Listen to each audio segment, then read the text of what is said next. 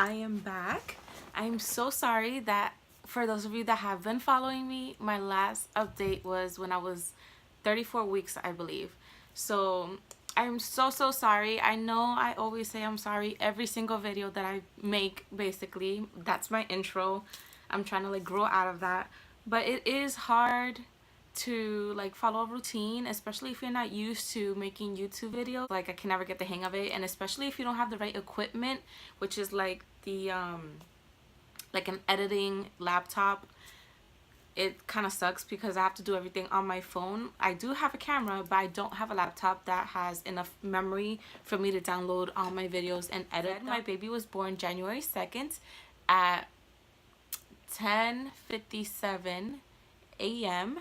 and he was weighing 9 pounds 2 ounces. And let me say that I didn't have time to get an epidural, and I didn't have time to take any medication through IV. All right, this is how it started. Let me take you guys back 1 week before I had the baby. All right, so I am 39 weeks pregnant. Was it 39? 38 weeks. No, 39 weeks pregnant, and I'm at my doctor's checkup at the OBGYN, because you take a checkup every week for those of you that are moms or new moms, at your last stage of pregnancy. So I don't know why I did this, but you get a checkup every week on your last weeks of pregnancy. And basically we talked about how I was 2 centimeters dilated at that time, and baby was measuring perfect, normal, everything. And basically it was just a waiting game to see if I was gonna make it to my 40-week mark. So I go home and I'm trying to do everything that I can to induce my labor naturally. Since I am 39 weeks pregnant, the baby is already full term. I got the okay from the doctors that I was 2 centimeters dilated, that he could come in any minute now, or I could, just induce it on my own naturally. So what I did was I drank ginger tea. Supposedly that helps with inducing your labor naturally. I did eat some pineapple. What else? Sexual intercourse. I had sexual intercourse, I would say, the night before I had him. I think sexual intercourse is what really softened up the cervix and made me have contractions coming frequently, a lot. So what was it? It was New Year's Day. I didn't do much for New Year's Day. Basically just hanging out in my house, cleaning up after New Year's Eve. I didn't have any party or anything. It was just my family and a couple friends come over, and we're just hanging out in our house. So then what else? And then we're just playing with the kids. I'm playing their Nintendo Switch, 1, 2, 3 Switch, and I'm moving around, making sure I'm moving around. I'm squatting. I am walking around the house. I'm just very active, trying to make the baby fall down a little bit more into my cervix and make my cervix open naturally. Finally, like I said, I decided to have sexual intercourse with my husband, and I think that's what made me have contractions coming close.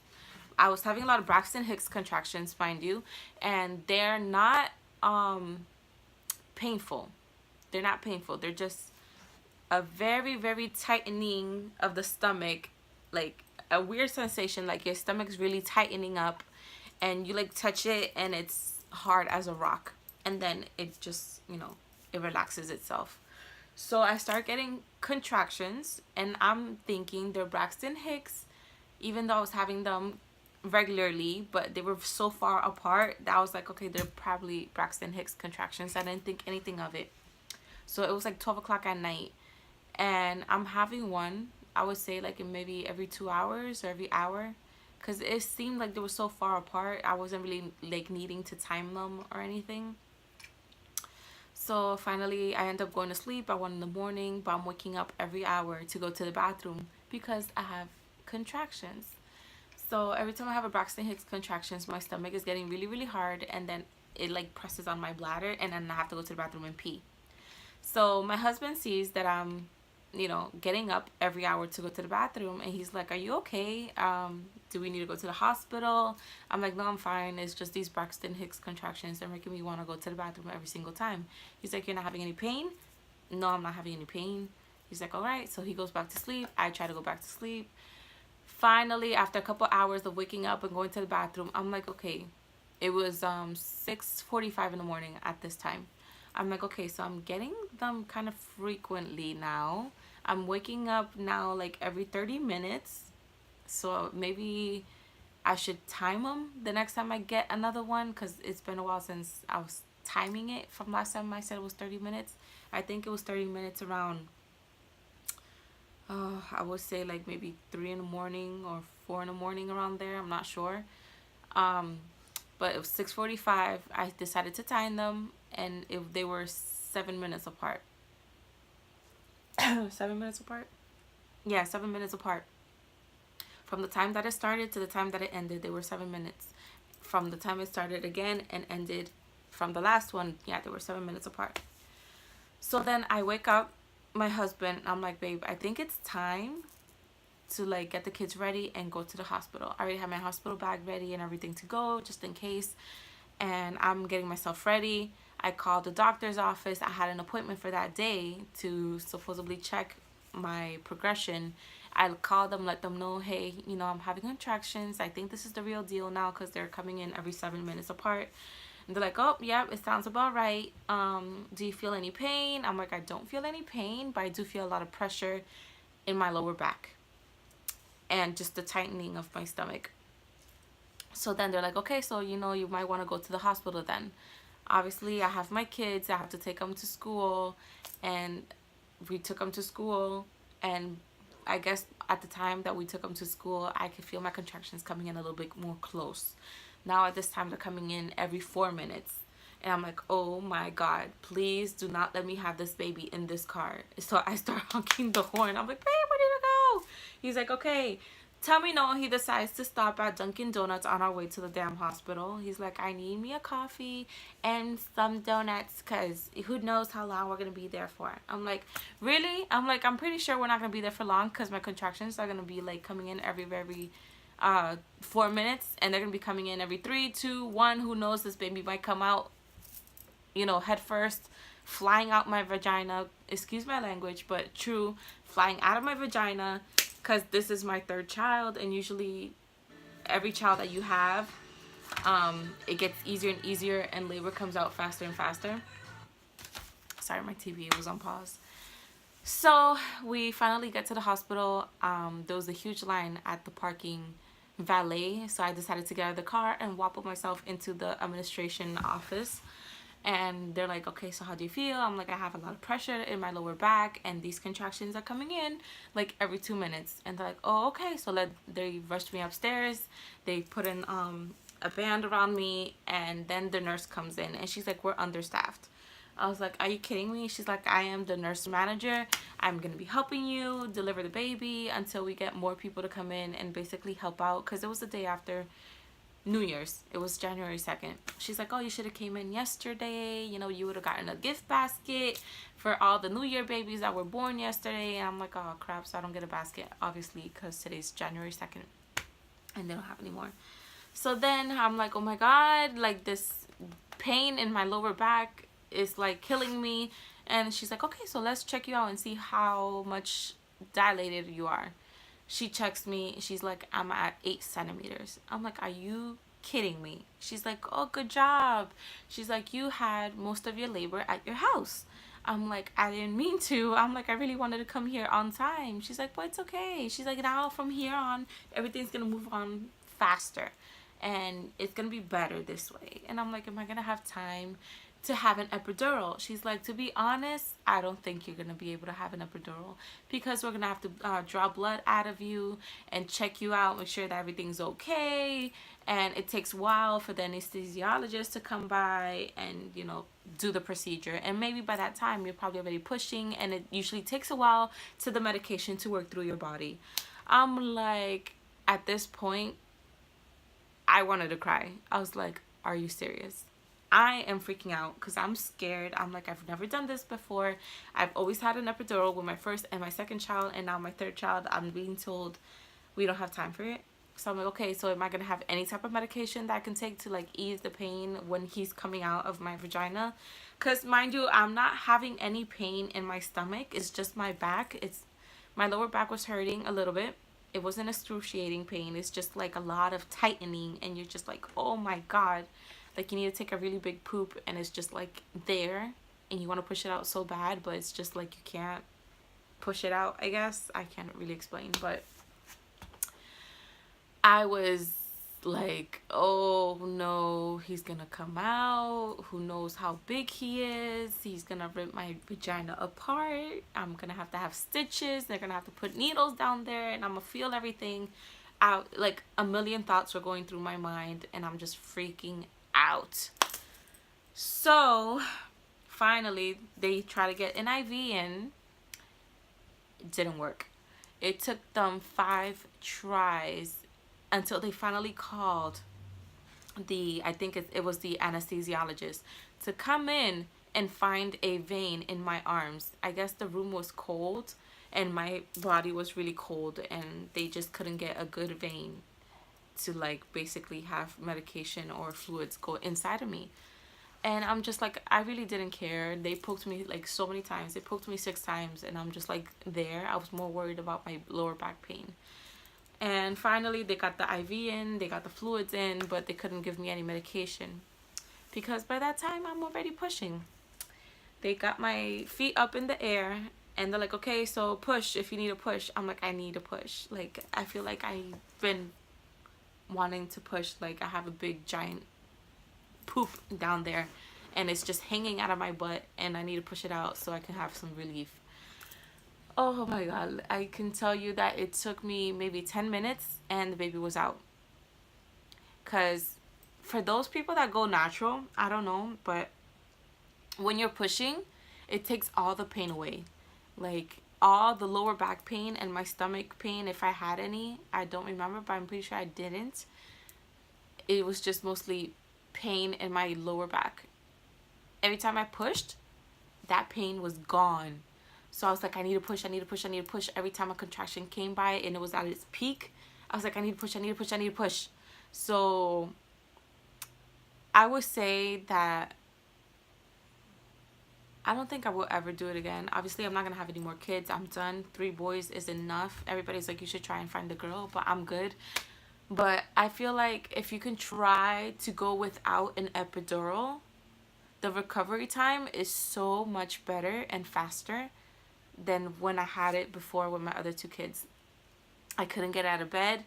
I couldn't move my legs as much. I couldn't get out of bed, so obviously I had a catheter get put up in my urethra, and every time they took it out and I would pee, it would burn. So I was surprised that when I had the baby, they said I did so well pushing. Like some people, they just push and they just break and they rip apart. I took my time pushing, and she put a lot of like oils down in the vagina area, and she like tried stretching it out and stretch out and put a lot of oil down there. I was like, just drench it in oil, because if we can stretch this as much as it can stretch without breaking, I'd rather have, I don't care if the baby comes out all oily and slimy down there. Sorry if it's too TMI. So he comes out. I'm so happy. I don't know, the feeling, it was like relief. He comes out and I'm like, oh, I'm done. I was like, thank you, God, thank you. Like I said, if you can do it without an epidural, try to do it without an epidural. I pushed. I didn't need any stitches. They had like, I guess, the Novocaine ready for like the injections for stitches and everything. They're like, you don't need stitches, you're all good. They took out the placenta. They didn't offer, but I did ask, like, can I keep the placenta? They're like, yeah, you can keep it and bury it in your backyard. I don't know why. Supposedly it's good for fertilization of your gardens. I really wanted to make like a smoothie out of it, because I've heard like you can make smoothies out of it and drink it, or you can fry it and eat it, or you can dry it up and make pills out of it and you know, ingest it in that way. But I was like, damn, that's a lot of work. So like a dumbass, you know, I was like, you know what, just throw it away. That's fine. I really don't want it because I don't have the money to bank it and freeze it. So I was like, oh, just, I don't think I'm gonna be able to eat it. Because she was like, I really don't recommend you guys, recommend you to eat it. Another thing, as soon as they prepped the baby, they put him on my chest and I was trying to breastfeed him, but he wasn't latching, so there was a little trouble with his breathing and he had to go down to the NICU. He spent the night down there just so they can monitor his breathing levels, his O2 levels, and basically just keep a watch on him. And he did well. And I breastfed him. After, they will calm me down like every 2 hours. Every 2 hours? Every 2 to 3 hours, I think, to breastfeed him. And it could be less than that. And then I would just walk down there and I would see him, and he was so like cute and delicate, and I fell in love all over again. So his name is Bryan Manuel Delgado. I don't know if you guys can see him, but he's like on the bed. If you can see behind the mirror right here. Right there. Back to this story. Oh, he's waking up.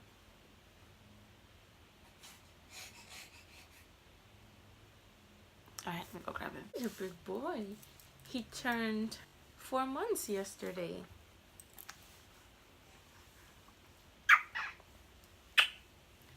Guys, he has a lot of hair. He came out with a lot of hair. And his hair is like growing like crazy. Hi, B. He's all sweaty. Hi, B.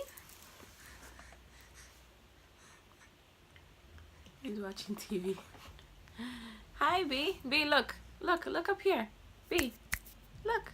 Hi. Hi, B. How are you? But yeah, I breastfed him. I'm still breastfeeding him once in a blue, but I'm giving him formula as well, because I guess the breastfeeding is not it's not working as much. Like at first, yeah, it was great. He was like breastfeeding for 2 months straight. No, for 3 months straight, he was just breastfeeding. And then I finally decided to supplement formula during the day, because I would notice my breast milk wasn't enough. He was still hungry. He eats a lot. So he's a big boy. Been MIA. And disregard my looks. I don't have time to get all glammed up. I'm pretty sure that I have not loaded up a video like looking nice at all. It's just not, like, I don't have time. I wish I had more time, and I would. And I wish I could practice more the arts of makeup and hair and just come on here and look, you know, all glammed and beautiful. But then it'd be like, that's not the real me. You know what I'm saying? I want to show you how it is that I look like on a daily basis. And this is it. Just a little bit of eyeshadow or mascara and eyeliner and my eyebrows. That's it. So, you're making me yawn. That's pretty much it, guys. I was discharged 2 days later. I had to stay, I think, an extra day because of him, because of his breathing. But everything was fine. It was all okay. Look at his face. He's just like, what's going on? So, yeah. That's pretty much it. I'm gonna try and keep making videos through my phone and uploading it. If you guys have any questions or if I missed anything, let me know, and I'll try to like respond back. I'm pretty good at responding back on messaging, on the comments down below. So, and then I guess I'll see you guys in another video. Say bye, B. Bye. Thank you guys so much for watching, and subscribe, and we'll see you next time. Bye.